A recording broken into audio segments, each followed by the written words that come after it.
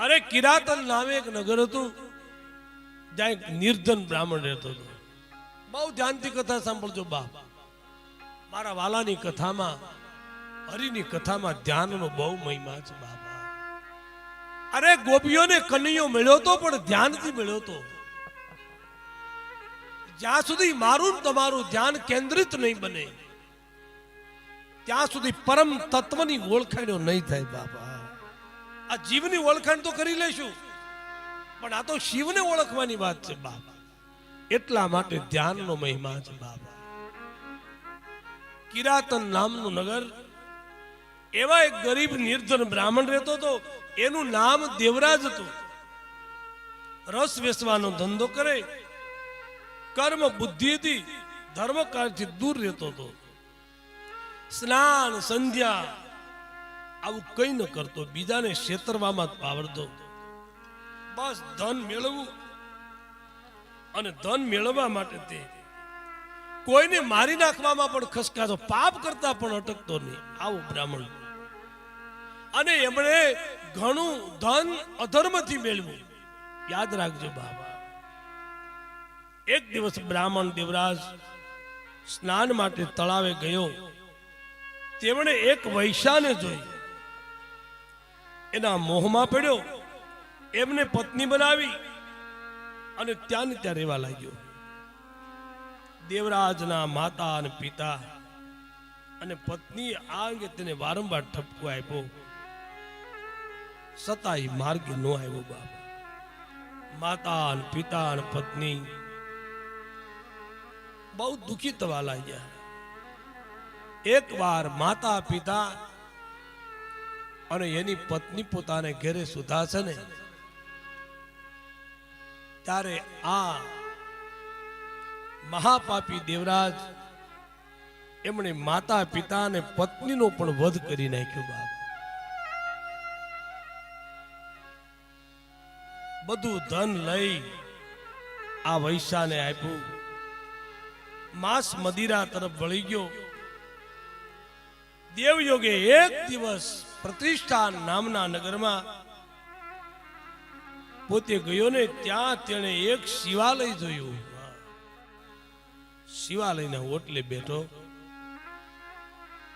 ઓશિંતા એને એટલો બધો શરીરમાં બીમારી લાગી કે બહુ તાવ આવ્યો.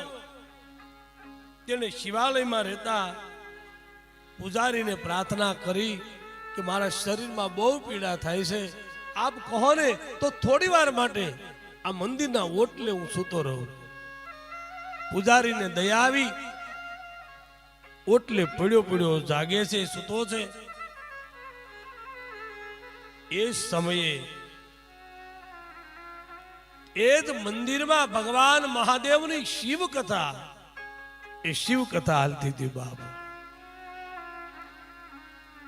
આ શિવ કથા સૂતો સૂતો પીડાતો સાંભળે છે. સાંભળતા સાંભળતા જ એનું ત્યાં ને ત્યાં મૃત્યુ થઈ ગયું બાપા.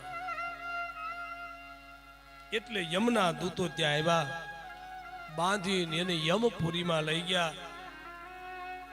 પણ યમપુરીમાં લઈ ગયા એટલામાં ત્યાં 4 શિવગણો આવી પહોંચ્યા. શિવના ગણોએ આવી યમના દ્વાર ખટખટાવ્યા અને આવી અને એમણે કહ્યું કે તમે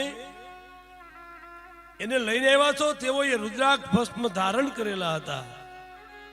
શિવગણોએ યમના દૂતોને મારી દેવરાજને લઈ વિમાનમાં બેસાડી કૈલાસમાં લઈ ગયા છે બાબા. કોલાલ સાંભળી ધર્મરાજ બહાર આવ્યા. શિવગણોને જોઈ પૂજન કર્યું. વિગત જાણી તારે ધર્મરાજે દેવરાજ શિવગણો સાથે થતા દીજો અને એને સદાશિવ પાર્વતીને સોંપ્યો વાલા. ધનના લોભે બ્રાહ્મણ દેવરાજે અનેક લોકો, માતા પિતા વગેરેને માર્યા, પત્નીને માર્યા, મદિરા માંસ વગેરે કર્યું. પણ આ મહાપાપી દેવરાજે ભગવાનની કથા અનાયાસે સાંભળીને તો એને કૈલાસ જેવું ગતિ પ્રાપ્ત થઈ ગઈ બાપ. આ છે મારો મહાદેવ બાપ. અરે અનાયાસે કાનમાં ભગવાન શિવની કથા મળે ને તો પણ મુક્તિ મળે. તો આ તો તમારા ભાવનો પ્રેમ યજ્ઞ છે બાપ. તમારી સોસાયટીના એક પ્રેમનો મહાયજ્ઞ છે બાપ. એમાં તો મુક્તિની મારે શું તમને વાત કરવી બાપ. જેના સાનિધ્યમાં દેવોનો દેવ મહાદેવ એવો શ્યામનાથ મહાદેવ સ્વયં બિરાજે અને એના દ્વારમાં ભગવાન શિવ કથાનો મહિમા કહ્યો. બાપ આજે પહેલો દિવસ છે એટલે કથા આપણે સાંભળવી છે, પણ સાંભળ્યા પછી એનું ફળ મેળવવું છે બાપ. યાદ રાખજો બાબા. મારે તમને એવી કથા કેવી છે, એવી જગ્યાએ મારે તમને લઈ જવા છે કે જ્યાં ફળની પ્રાપ્તિ થાય બાબા. આજે કથાઓ ખૂબ થાય છે, કથાઓમાં મંડપો પણ ખૂબ મોટા હોય, ખૂબ ધન ખર્ચી સંપત્તિ ખર્ચી કથાઓ થાય, પણ બાપ કથાનું ફળ શું બાપ? કથાનું ફળ નથી મળતું બાપ. એનું એક જ કારણ છે, કથાઓ ખૂબ થાય છે પણ પરેજીની ખબર નથી માણસને બાપ.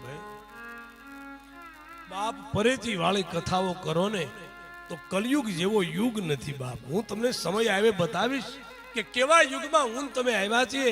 આપણે દરરોજ એમ કહીએ છીએ કલયુગ ખરાબ છે, નહીં, સારામાં સારો યુગ એ હોય તો કલયુગ છે બાબા. ઋષિ મુનિઓ હજારો વર્ષ તપની સાધના કરી અને પછી જે ફળ મળ્યું ને એ કલયુગમાં એક હરિ નામથી મળી જાય. એવડો યુગ છે બાપા. પણ એ ભાવથી નામ લેવું પડશે.